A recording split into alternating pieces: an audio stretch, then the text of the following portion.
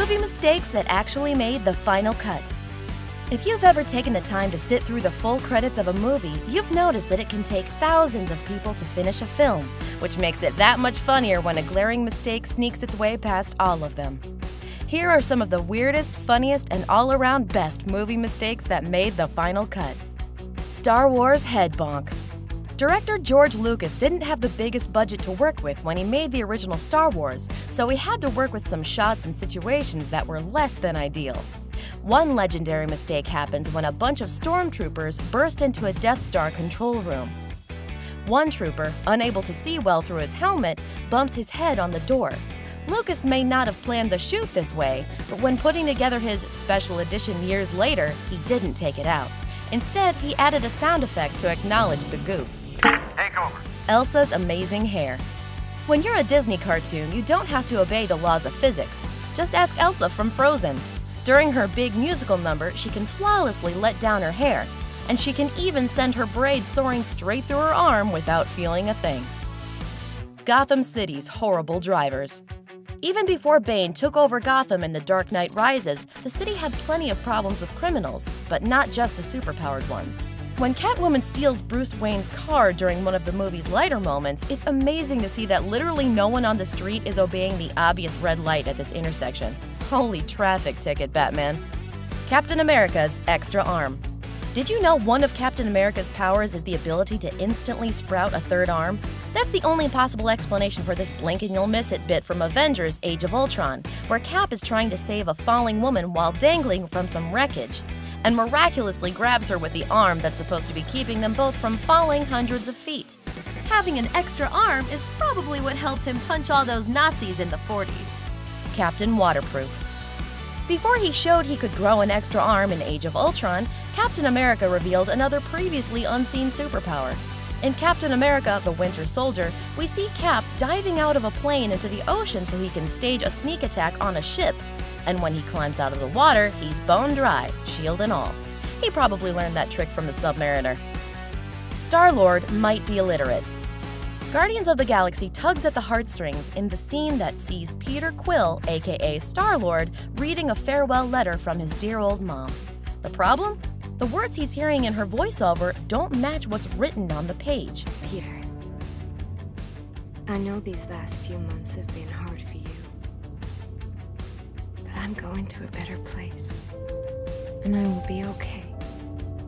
Growing up among space pirates probably makes it hard to learn to read so well. Batman's incredible bat punch.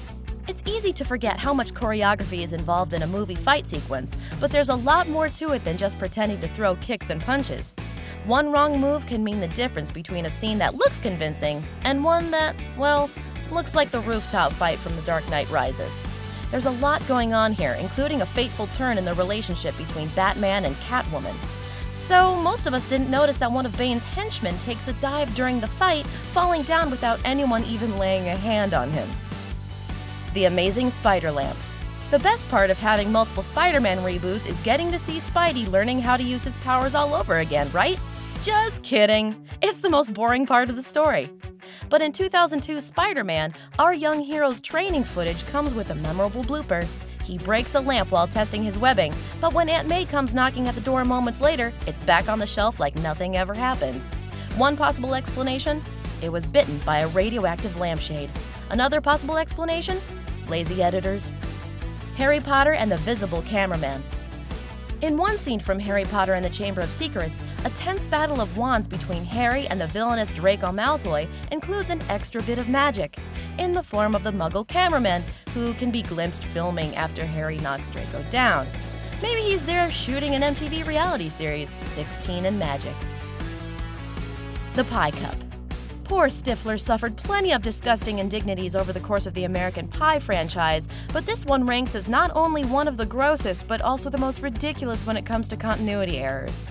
Watch the cup in this scene and you'll see it change from blue to clear and back again. Of course, most of us failed to notice the mistake at the time because we were too caught up thinking about what was in the cup rather than what color it was on the outside. Gladiator jeans. Movie goof connoisseurs savor viewings of Gladiator like a fine meal, given the number of mistakes you can spot in Ridley Scott's hit Swords and Sandals epic. But our favorite of the bunch is this wide shot from Russell Crowe's Coliseum battle, in which you can see a jeans-sporting cameraman hanging out among the crowd.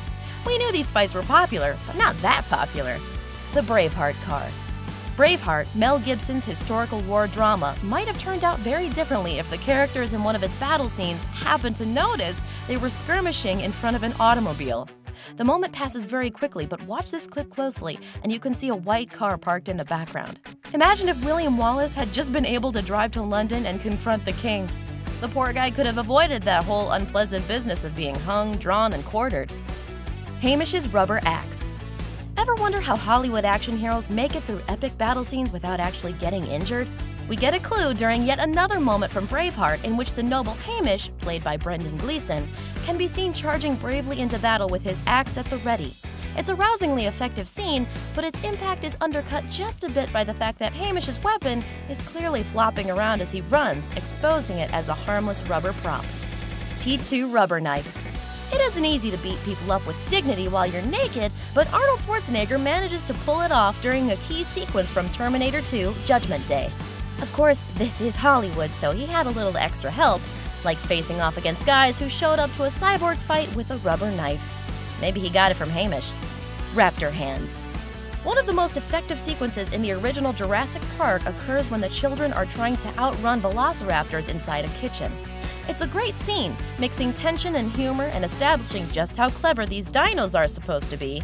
And it also establishes how poorly balanced they are if you're watching closely. Pay attention to the raptor in the doorway after it lets itself into the room, and you'll notice a helping hand resting on its butt just above the tail, keeping it from taking a tumble. The mysterious hedge maze. Stanley Kubrick's The Shining is a masterpiece that uses disorientation to create a growing feeling of unease in the viewer. As Shining experts have pointed out over the years, the movie's setting, the remote Overlook Hotel, has a floor plan that's riddled with spatial impossibilities.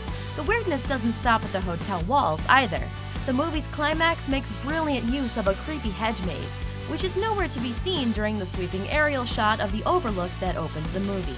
Unintentional goof or twisted Kubrickian genius? You decide. Doc Brown's kid. Kind of a perv. While the disappearing hedge maze from The Shining could be chalked up to Stanley Kubrick's artistic madness, you can't really say the same thing for this bit from Back to the Future Part 3.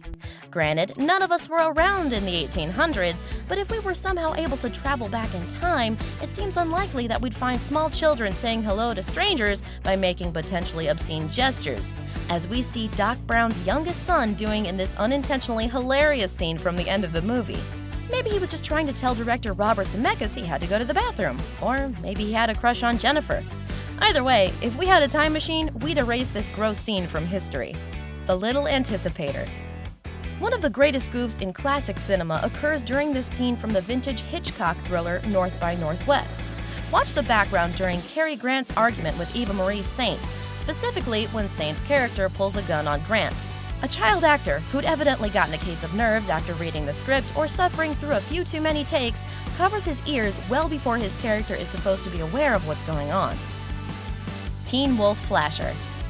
There's no shortage of cheesy silliness in the mid-'80s Michael J. Fox cult comedy classic Teen Wolf.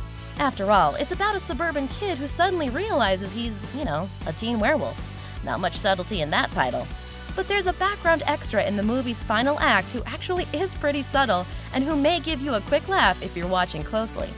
The moment in question occurs during the big celebration after Fox's character wins the big game, and a celebration erupts in the stands, evidently surprising one young woman in the crowd who can be seen cheering with her pants completely unzipped and unbuttoned.